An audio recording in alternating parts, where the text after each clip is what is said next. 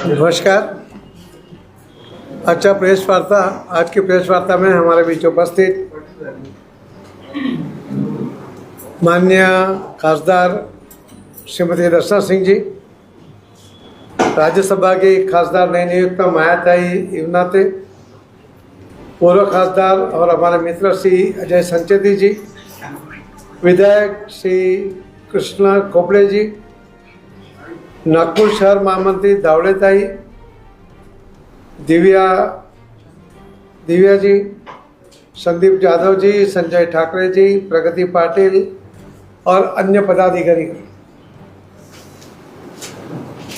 अभी बहुत डिटेल में आपके साथ हमारे एमपी दर्शना सिंह जी ने डिटेल में बात रखी है। मैं भी उसके अंदर कुछ मुद्दे आपके सामने रखना चाहता हूं कि गुजरात में जब माननीय मुख्यमंत्री के रूप में जब प्रधानमंत्री जी काम कर रहे थे, जब भी पूरे देश में सबसे पहले माननीय प्रधानमंत्री जी ने 50% महिलाओं को लोकल बॉडी में रिजर्वेशन दिया था। इसके कारण आज जब 10,000, आज अभी उसका इलेक्शन चल रहा है, परसों उसका वोटिंग है, तो गुजरात लोकल बॉडी में भी 10,000 जो कैंडिडेट इलेक्शन लड़ रहे हैं, उसमें से 5,000 ये महिला इलेक्शन लड़ रही है। तो महिलाओं को अधिकार देना, महिलाओं के ऊपर विश्वास रखना, उनकी ताकत के ऊपर विश्वास रखना, ऐसे कई उदाहरण माननीय प्रधानमंत्री जी ने यहाँ देश के सामने पेश किए हुए हैं। ये जो बिल 2023 में नए लोकसभा के सदन में पहला बिल जो पास हुआ था, आपको मैं बताना चाहूँगा कि जो अभी बस्ती गिनती की बात कर रहे हैं, तो 2001 में जो गिनती हुई थी, उसके बाद उसको लागू करने में 2009 यानी करीब 8 साल लग गए थे। अभी भी ये गिनती का काम चल रहा है। उसके बाद परिसीमन होगा तो कम से कम और 8 से 10 साल तक महिलाओं को ये अधिकार न मिले, इस तरह का काम, महिलाओं का अधिकार छीनने का काम सभी विपक्षों ने मिलकर, कांग्रेस, टीएमसी, एसपी, सभी ने मिलकर एक काम किया है। माननीय प्रधानमंत्री जी ने लोकसभा में भी बहुत स्पष्ट रूप से कहा था कि अगर आपको लगता है कि इसका जस भारतीय जनता पार्टी को मिलेगा या नरेंद्र मोदी जी को मिलता है, तो मैं खुद ये पूरा जस आपको समर्पित करता हूं। मैं ही बोलूँगा कि ये जस के अधिकारी ये विपक्ष के सभी पार्टी के लोग हैं। मगर फिर भी उनकी रिक्वेस्ट, उन्होंने सभी पहलू पर समझाने की कोशिश करने के बावजूद भी ये विपक्ष ने उसमें सहकार नहीं दिया। कई प्रश्न विपक्षों की ओर से उठाए गए थे। माननीय गृह मंत्री श्री अमित भाई शाह जी ने बहुत डिटेल में उनके मन की जो शंका है, उन्होंने जो प्रश्न खड़े किए थे, उसका जवाब भी दिया। और उन्होंने हर स्टेट के साथ बताया कि आज उनका कितना शेयर है, उनके कितने मेंबर हैं, और ये बढ़ने के बाद कितने बढ़ेंगे, कितने परसेंटेज बढ़ेंगे, कितने नंबर बढ़ेंगे। साउथ को नुकसान होगा, ऐसी जो चर्चा करके एक एटमॉस्फेयर बिगाड़ने की जो उसकी कोशिश थी, उसको भी माननीय गृह मंत्री जी ने पूरी डिटेल के साथ उसको क्लियर कर दिया। जो कांग्रेस पार्टी है, तो उसके अंदर राहुल गांधी, उनके नेता जो विरोध कर रहे थे, उनकी माँ खुद सोनिया गांधी जी कई सालों से लोकसभा में और अभी राज्यसभा की मेंबर है। उनकी बहन अभी लोकसभा में है। सपा में अखिलेश जी की पत्नी, वो लोकसभा में पहले भी थी, आज भी है। सुप्रिया सुले जी पहले भी थी, आज भी है। ऐसे कई जो महिला है जिनकी फैमिली में, जिन्होंने विरोध किया, उनकी फैमिली में सभी को, महिलाओं को तो टिकट दे दिया, अपने घर की फैमिली में महिलाओं को तो दे दिया, मगर देश की महिलाओं को उसका अधिकार देने के लिए जब बात आई तो अडिंगा करके उसका विरोध कर दिया। जो महिला खुद वह चुन के आई है उन्होंने भी ये महिलाओं को अधिकार देने से विरोध कर दिया। मैं तो जब देश के 50% महिला, करीब 70 करोड़ महिला, उनको जब अधिकार देने की बात है तब इस तरह का उसका जो बिहेवियर रहा वो बहुत ही नेगेटिव रहा। बहुत ही पॉजिटिव बातें उनके सामने रखने के बावजूद भी उन्होंने ट्रस्ट से वो मस्त नहीं हुए और उन्होंने कई गलत मुद्दे बात करते हुए इसका विरोध किया। मैं 2009 से सांसद हूँ, तो मैंने देखा है कि पहले भी जब बिल आया था तो मुलायम सिंह और लालू यादव, सपा और आरजेडी, इन लोगों ने बिल को फाड़ दिया था। फाड़ने का और कांग्रेस देखती रह गई थी क्योंकि वो भी वही चाहती थी कि बिल ना आए, मगर उन्होंने दोष सपा और आरजेडी पे डाल दिया था। आज ये मौका था कि बिल तो पास हुआ है, उसको लागू करना है। और जब अभी जो मैडम ने बताया कि जब वहाँ 54 करोड़ की आबादी थी, आज 140 करोड़ की आबादी में सीट बढ़नी चाहिए। उस टाइम भी अगर 543 मेंबर थे तो आज उसको और सब मेंबर बढ़ने चाहिए और उसी तरह से उसका साइंटिफिक तरीके से विश्लेषण करते हुए ये नया जो सीट बढ़ाने का जो बिल लेके आए थे उसके अंदर भी 543 में 273 करीब महिलाओं को भी नया प्रतिनिधित्व मिल जाए, ये भी अपने आप में बड़ी बात थी। और 543 सीट में भी महिला लड़ सकती थी और भी इस तरह का भी अधिकार उसके अंदर दिया गया था। मगर ये कांग्रेस, टीएमसी की वो ममता जी खुद महिला है, कई सालों से पॉलिटिकल पार्टी में सक्रिय है, कांग्रेस में भी रही है और वहाँ लोकसभा में रही है और कई सालों से वो सीएम भी है। और फिर भी देश की महिलाओं की बात आई, दूसरे महिलाओं को अधिकार देने की बात आई तो पूरे जोर शोर से सबसे ज़्यादा विरोध वो ममता की पार्टी ने किया, कांग्रेस ने किया और सपा ने किया कि जहाँ पर हर फैमिली में से कोई ना कोई महिला एमपी या राज्यसभा में बैठी हुई है, उन्होंने ही ये विरोध किया है।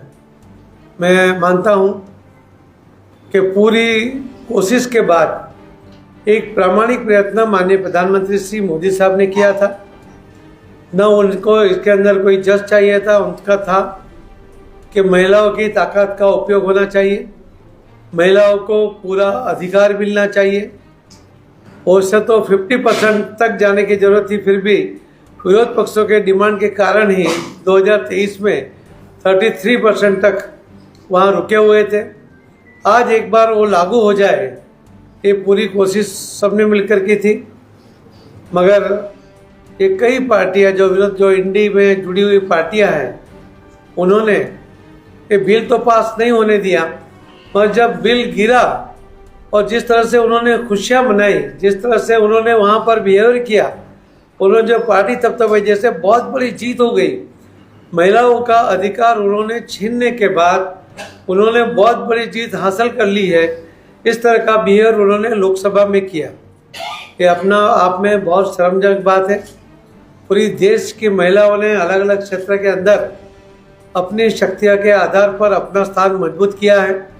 देश के विकास के अंदर भी उनका बहुत बड़ा सहयोग रहा है। और अगर ये यहाँ भी लोकसभा में भी उनकी संख्या बढ़ती, उनकी ताकत बढ़ती और उनका जो योगदान उसके वजह से देश को मिलता, तो देश की जो प्रगति माननीय प्रधानमंत्री मोदी साहब के नेतृत्व में जो आगे चल रही है वो और ज़्यादा तेज़ी से चलती और बहनें अपना योगदान देकर जो भी बाकी महिला है उसको भी आगे बढ़ाने में कोशिश कर लेते हैं। मैं मानता हूँ कि जिस तरह का बिहेवियर एक बालिश वर्तन राहुल गांधी ने किया, उसने 45 मिनट तक जिस मुद्दे पर बात करनी चाहिए थी वो तो की नहीं, मगर पूरे संसद का 45 मिनट का समय भी उन्होंने बिगाड़ा। एक विरोध पक्ष के नेता होने के बावजूद उनका बिहेवियर बिल्कुल जो रहा है वो बिल्कुल गंभीरता से नहीं रहा, वो भी पूरे देश ने देखा है। और जैसे तय करके बैठा था कि महिलाओं को तो अधिकार देना ही नहीं चाहिए, महिलाओं का अधिकार बनता ही नहीं है, इस प्रकार का बिहेवियर उनका रहा, वो पूरे देश के महिलाओं ने देखा है और पूरे देश की महिला उनका जवाब उनको देगी। Congress party, TMC, Sapa, RJD, ये सभी पार्टियाँ, उनके साथ जुड़ी हुई इंडी सभी पार्टियाँ, उन्होंने जिस तरह से महिला को अधिकार मिलने से रोका है, और पूरी देश की महिलाओं ने देखा है कि किसने उनका अधिकार रोका है, उसका जरूर उसका हिसाब भी करेगी, ये मुझे विश्वास है। मैं आपके माध्यम से यही कहना चाहता हूँ कि एक बिल, महिला अधिकार का बिल, जो सहजता से पास होना चाहिए था, जो महिलाओं का अधिकार बनता है, वो पूरी तरह से प्रामाणिकता से पेश किया गया था, साइंटिफिक सिस्टम के साथ, किसी को अन्याय न हो जाए उस तरह से जब पेश किया था, तो उसको सपोर्ट करने के बजाय इन्होंने विरोध करके, विपक्षों ने जो विरोध किया है उसके कारण जो बिल गिरा है। इसलिए माननीय प्रधानमंत्री श्री मोदी साहब ने स्पष्ट रूप से कहा है कि आज हम हारे हैं मगर हम ये छोड़ेंगे नहीं, हम महिलाओं को अधिकार दिला के रहेंगे। ऐसे संकल्प माननीय प्रधानमंत्री मोदी साहब ने पूरे देश के सामने रखा है और वो संकल्पबद्ध है। भारतीय जनता पार्टी और एनडीए वो भी इसके लिए संकल्पबद्ध है। आने वाले दिनों में जरूर महिलाओं को पूरा अधिकार मिले उसके लिए पूरी कोशिश करेंगे। यही मैं आपके माध्यम से बताना चाहता हूँ।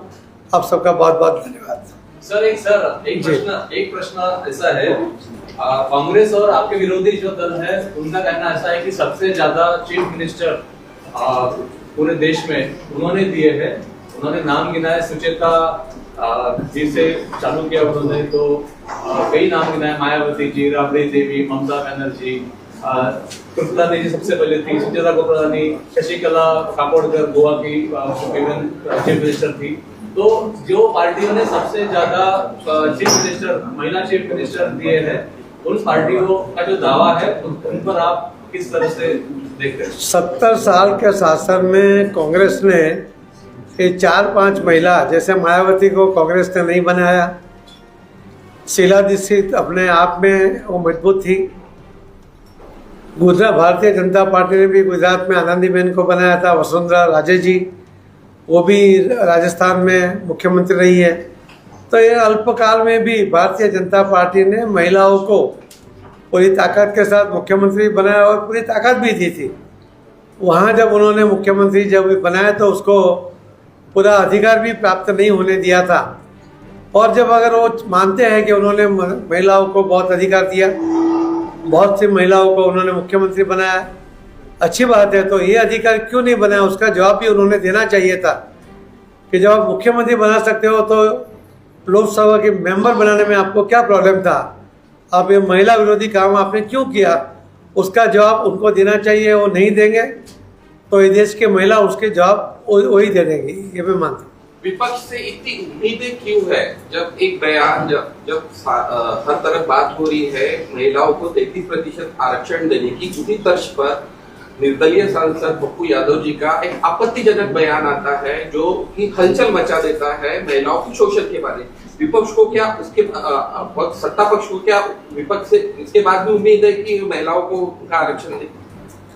देखो, पप्पू यादव की पत्नी भी खुद एमपी है, 2 बार लोकसभा में रही है, अभी राज्यसभा में भी है। शोषण की कंप्लेन करना किसके समय में हुआ, कहाँ पे हुआ? जब बिहार में कांग्रेस शासन था या आरजेडी जो कांग्रेस की पार्टनर है उसका शासन रहा, वहाँ पे सबसे ज़्यादा शोषण रहा। जब भारतीय जनता पार्टी एनडीए की सरकार जब बिहार में बनी है, आप आज जाकर देखिए, उसके वातावरण में बहुत बड़ा सुधार भी आया है। और जो शोषण के कंप्लेंट पहले आती थी, दर्ज भी नहीं होती थी, आज आप देखिए कि शोषण का अगर कोई छोटा सा भी केस होता है उसके ऊपर पूरी ताकत के साथ सरकार में काम होता है, उसके ऊपर एक्शन लिया जाता है, उसको सुरक्षा प्रदान की जाती है। तो महिलाओं को अधिकार देकर महिलाओं की सुरक्षा के लिए काम करना, ये माननीय प्रधानमंत्री मोदी साहब का रवैया पहले से रहा है, आज भी रहेगा। सर, राहुल गांधी जी का कहना है कि पूरा का पूरा तो महिला को लाया गया है, चुनावी मानचित्र बदलने की कोशिश है। दक्षिण और पूर्वोत्तर राज्यों के प्रतिनिधित्व को कम करना है, 2023 का जो मूल बिल है उसे क्यों नहीं लागू किया जा रहा, जिसमें परिसीमन की शर्त नहीं है? तो क्या आपत्ति है बीजेपी को 2023 में जो आप लोग बिल लाए थे उसको लागू करने में क्या आपत्ति जा रही है? वही बात मैं आपको पहले भी बताया हूँ। अभी जो मैडम ने बताया था कि 1971 में 54 करोड़ की आबादी थी, उस टाइम में 543 सीट थी। आज जब हम परिसीमन नया कर रहे हैं, आबादी इतनी बड़ी है, करीब 3 गुना बड़ी है, तो सीट उतनी क्यों रखे? आज कोई भी एमपी की बात भी कहा गई है कि जैसे मेरे यहाँ 22 लाख वोटर्स हैं, कई जगह पर 30 लाख है, कई जगह पर 39 लाख 39 लाख मेंबर है, वोटर्स है। अगर एक मेंबर 40 लाख लोगों को या 30 लाख लोगों के लिए कैसे काम कर पाएगा? तो अगर वो कम मेंबर होंगे तो ज़्यादा लोग ज़्यादा अच्छी तरह से उनकी सेवा हो पाएगी। तो इसी के लिए परिसीमन जब नया बने, उसके अंदर ज़्यादा मेंबर बने, तो आबादी जब बढ़ी है तो स्वाभाविक रूप से मेंबर भी बढ़ने चाहिए। और इसीलिए ये मेंबर बढ़ा के लाए थे, इसके अंदर उनके भी मेंबर बढ़ते। और जो साउथ की बात आपने कही, साउथ के अंदर भी हर स्टेट में आज उनका कितना प्रतिनिधित्व है, कितना परसेंटेज है और कितना बढ़ेगा मेंबर भी और परसेंटेज भी, ये अमित भाई शाह साहब ने लोकसभा में अपने जवाब में बहुत ही क्लियरली एक एक राज्य की बात उन्होंने कहकर जो उनका दावा था उसको निरस्त कर दिया था। जी, चुनावी मानचित्र बदलने की बातचीत कर रहे हैं, आप लोग ने चुनावी मानचित्र बदलने की कोशिश बीजेपी कर रही है। देखिए ऐसा है कि ये महिला बिल देने के कारण तो सीधा बीजेपी को वोट मिल जाता है, ऐसा नहीं है। ये तो इन्होंने विरोध किया तो एक बहाना बनाया। आज भी पार्टी को इलेक्शन लड़ना पड़ता है। मान लो पहले हम 273 थे, 273 थे, फिर 303 आए, फिर 240 बने। तो ये अगर फ़ायदा ही लेना होता है तो पॉलिटिकल इसके अंदर जो मताधिकार है वो तो वोटर्स तय करते हैं कि किसको वोट देना है, किसको जिताना है। इसके कारण ये बदल जाता है चित्र, ऐसा उनके आरोप है, उसमें कोई तथ्य नहीं है। सर 2019 के जो चुनाव आने वाले हैं तो उस एजेंडा को मद्देनजर रखते हुए 33% आरक्षण जो महिलाओं को देने का जो अभी विधेयक चलाया गया था, इस एजेंडे को सामने रखते हुए महिला का आकर्षण इस तरफ बढ़े और अपना बल तैयार करने के लिए बीजेपी ने इस तरह का विधेयक लाने का प्रयास किया, ऐसा भी कहा जाता है। दूसरा सवाल ये है कि कल मल्लिकार्जुन खड़गे जी ने मोदी जी को कल दहशतवादी करके भी कल उनके ऊपर में उन्होंने आरोप लगा है, इस पर क्या आरोप लगाया? दहशतवादी, ऐसा आतंकवादी देश। दहशतवादी उन्होंने आतंकवादी। वो आपका हिंदी और हमारा इसमें थोड़ा। देखिए, एक प्रधानमंत्री को आतंकवादी का कहना ये कांग्रेस की पहले से उनका ये स्वभाव रहा है। सोनिया गांधी ने कहा था कि मौत का सौदागर है, देश ने नहीं माना। अभी जब आतंकवाद पूरे देश में से ख़त्म कर दिया माननीय प्रधानमंत्री जी ने, और नक्सलवाद भी ख़त्म कर दिया प्रधानमंत्री जी ने और गृह मंत्री जी ने, और डंके की चोट पर बोल कर के 31 मार्च 2026 के पहले हम ये नक्सलवाद भी ख़त्म कर देंगे, ये अपने आप में बहुत बड़ी बात है। तो ये आतंकवाद को ख़त्म कर देना उनको पसंद नहीं आया, उसके मन में जो चल रहा होगा उसके लिए उन्होंने आतंकवाद ख़त्म करने वाले को आतंकवादी कह दिया। फिर उन्होंने माफ़ी भी मांग ली कि उन्होंने गलती कर दी।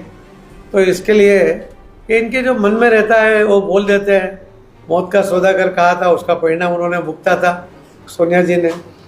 मणिशंकर अय्यर जी को जानते हो, कई बार जो बोलते हो जो उनको एक प्रधानमंत्री के लिए नहीं बोलना चाहिए तो उनके लिए बोल देते हैं। तो कांग्रेस हार सहन नहीं करती। विपक्ष को में बैठना और धीरे धीरे उनको जिस तरह से उनकी सीटें कम हो रही है, कांग्रेस का अस्तित्व खत्म होने तरफ जा रहा है, और उनसे सहन नहीं होता। इसके लिए कुछ भी कोई भी भाषा में वो जवाब दे देते। सर, इससे थोड़ा अलग प्रश्न है। आज पश्चिम बंगाल में चुनाव हो रहे हैं और टीएमसी का ऐसा कहना है कि पूरा का पूरा चुनाव केंद्र की एजेंसियों के दबाव में हो रहा है। इसको किस तरीके से आप देख रहे हैं? देखिए, एजेंसी में कौन सी एजेंसी की बात है वो एक आपसे क्लियर करना चाहिए। आप जानते हो कि गुजरात के कई लोग पश्चिम बंगाल में हैं पूरी सोसाइटी उनकी होती है, उनके गेट बंद कर दिए जाते हैं और किसी को वोट करने के लिए जाने नहीं देते हैं। जो जाते हैं वो पूरा मतदान केंद्र का कब्जा करते हैं और वहाँ पर अपने मन मर्जी से वोट डाल देते थे। इस बार इलेक्शन कमीशन ने इस तरह का वातावरण ना बने, कोई गलत तरीके से मतदान केंद्र का कब्जा ना करे या किसी को रोका ना जाए, उसके लिए उसकी व्यवस्था की है। तो ये व्यवस्था लॉ एंड ऑर्डर को बरकरार रखने के लिए अगर इलेक्शन कमिश्नर अगर कोई व्यवस्था खड़ी करती है और उसके अंदर कोई केंद्र की एजेंसी जैसे CRPF या BSF को लेती है तो गलत नहीं है, क्योंकि लॉ एंड ऑर्डर पश्चिम बंगाल में क्या है आप जानते हो। अगर वो नहीं है तो वहाँ का इलेक्शन कभी भी निष्पक्ष हो नहीं सकता। अभी गुजरात के लोग आप वोटिंग कर रहे हैं? देखो करेंगे अभी। और किसी को कुछ कहना है?